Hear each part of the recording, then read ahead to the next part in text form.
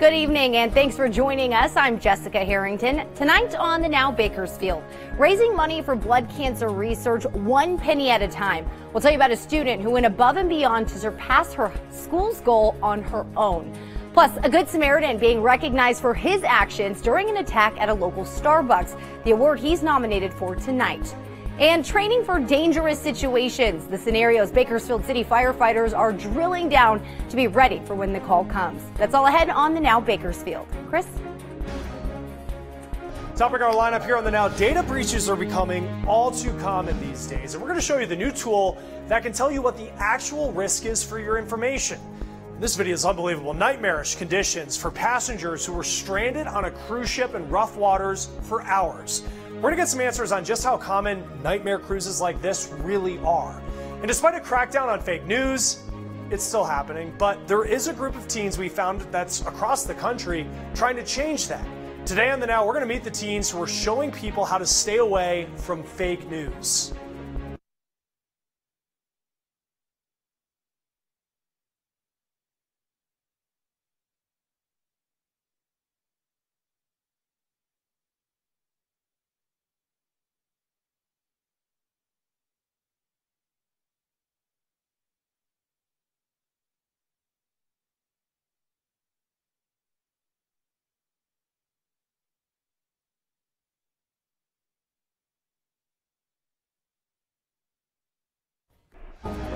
Good evening. A local junior high school is raising money for the Leukemia and Lymphoma Society a penny at a time. Their goal to raise $2,019 for blood cancer research. In this Hello Human Kindness segment, the Now's Daniela Garrido has the story of a student who single-handedly helped them exceed their goal. This moment of human kindness. Our goal of 2019 has been far exceeded by one student alone. That is Abby Myers. Abigail Meyer has been raising money for the Leukemia and Lymphoma Society since she was in kindergarten. When I was younger, I would just stand on a corner with a sign in my neighborhood and I would collect like a couple $100s. Every year, her goals got bigger. My goal was originally $1,000, but then she told me to go for $1,200, and then if I passed that goal, it was $1,500, then it was $2,000, and then after that it was like $3,000. Although the school's goal was 2019 for her 8th grade year, Abigail was focused on making it past 3,000, inspired by a friendly competition with another teacher last year. Mr. Rowland's another teacher here, and he's like really competitive, and last year I was like trying to get like the same amount of money as him. And then like the last day he turned in his money and I had like $100 under him, and so I turned in $200 the next day and I beat his class, so that was nice. Abigail's mom said it hasn't been an easy challenge, dedicating every minute of free time to raising money, even standing in the rain. I think she collected like 2,010 days, and it's been fun to watch her, humbling. Just see people just coming in droves, you know, just giving her money sometimes without any questions. Abigail says it's about more than the fundraising. It's about the people it's going to. A lot of people don't really think that they would get leukemia or any cancer or anything because they're older or they're younger, and then when they grow up they might get it, and so I don't know, it seems like it would help. Although Abigail is graduating from Tevis this year, the school says she's been a great example for the future students. Whatever Abby sets for herself, goals in the future, she will meet them and surpass them. That was the Now's Daniela Garrido reporting. Abigail raised $3,503 for Tevis Junior High School's Penny for Patients fundraiser. Today, the school will tally up the overall money raised for the Leukemia and Lymphoma Society. Well, the man credited with saving a woman from a machete attack in a Starbucks last year is in D.C. tonight, one of the 5 finalists for a Congressional Medal of Honor. Blaine Hodge was nominated for the Society Citizens Honors Award due to his quick thinking when he placed himself between the woman and her attacker. Tonight, those medals, along with several others, will be awarded during a ceremony at the U.S. Institute of Peace. In downtown Bakersfield, another group of heroes were hard at work training for when they get a call for help. Bakersfield City Fire took over the parking structure downtown for their quarterly drill. The crews scaling the side of the building, skills that they may need when dealing with rescues in taller buildings. Officials say the crews need to know how to work together when coordinating these larger rescues, and the parking structure provides the perfect environment to do just that. NASA is offering an inside look at the Armstrong Flight Research Center just south of Kern County, especially if you use social media. They'll be holding their behind-the-scenes event on April 24th at the facility in Palmdale. They say you'll be able to see and take pictures of various aircraft NASA uses to study our home planet and the stars and cosmos. The deadline to apply is tomorrow, March 26th. They say each application will be processed on a case-by-case basis. They do say you must be 18 years old and a U.S. citizen. You can find more information on how to apply on our website, turnto23.com. More than a dozen teachers in Kern County are getting a helping hand in the classroom as they've been selected to receive grants from the California Table Grape Commission. In all 19, teachers will get up to $750 to fund projects such as agriculture, math, art, and health. Examples here in Kern County include creating a school news network using virtual reality headsets to enhance hands-on learning, as well as creating a music club. For a full list of projects, you can visit our website, turnto23.com. Major data breaches are happening all too often. Hotels, restaurants, stores, you name it. In fact, there were more than 1,500 breaches in 2017, so it can be challenging to know what to do if you're impacted. But there's a new service that spells out exactly what, if anything, you need to do, and Annie Taylor's here to show us how it works. When it comes to data breaches, it can be really scary because you don't even know what to do or how to fix the problem or how bad it was. But let me tell you something. There is a new free online service that'll do all of that. Joining me now is Eva Velasquez with Identity Theft Resource Center. Okay, so this free service just came out yesterday. How does it work when we go online? It's so simple. Consumers simply go to breachclarity.com.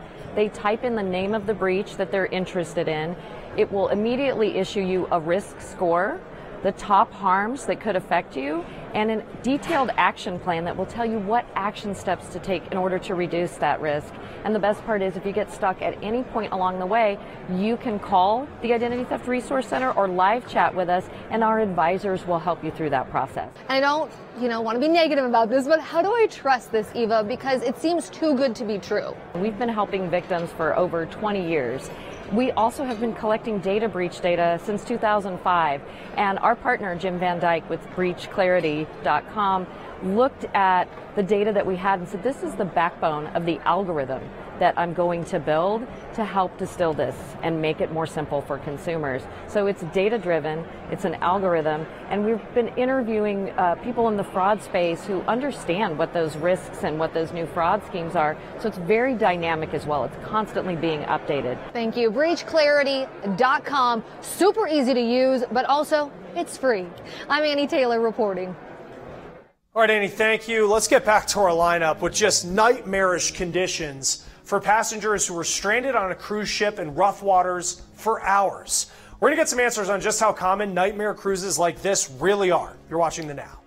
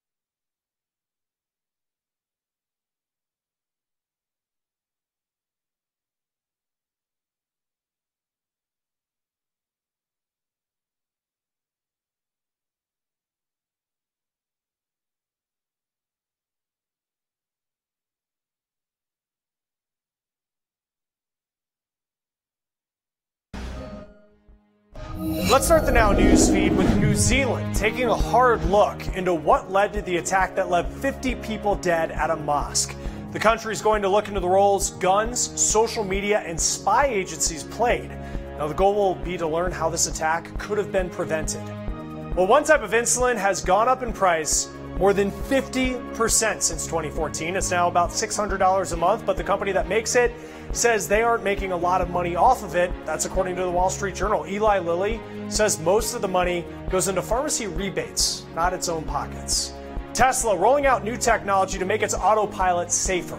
Companies debuting Auto Steer. It'll warn drivers if the car is about to run a red light. It will not stop the car on its own, but it will send notifications to the person inside the car. Well, the tax filing deadline is approaching, and if you already know that you won't be able to afford to pay back taxes, there are a couple things that you can do. Bankrate.com says paying with a credit card is an option. Now, the IRS has authorized Visa, MasterCard, Discover, and American Express to avoid to make payments. Now, to avoid paying interest, you may want to consider applying for a card with a 0% introductory interest rate. Personal loans may also help you save on interest, and you can also apply for an installment plan through the IRS on the government website. Well, today we're also seeing what personal information can be collected by those pre-installed apps that come on your phone. Researchers from Spain and Stony Brook University looked into this for Androids. They found the combination of pre-installed apps can access personal data. Apps in the Google Play App Store cannot access that. Researchers say that users cannot uninstall the apps, and there's very little oversight on this. Just take a look at this video. Just another cruise ship stranded at sea. These are images from inside a Viking Sky cruise ship. And you can see the furniture just sliding across the room in this video. People waiting in life vests. They were rescued off the western coast of Norway. Now, Norwegian investigators are looking into why that ship set sail despite storm warnings.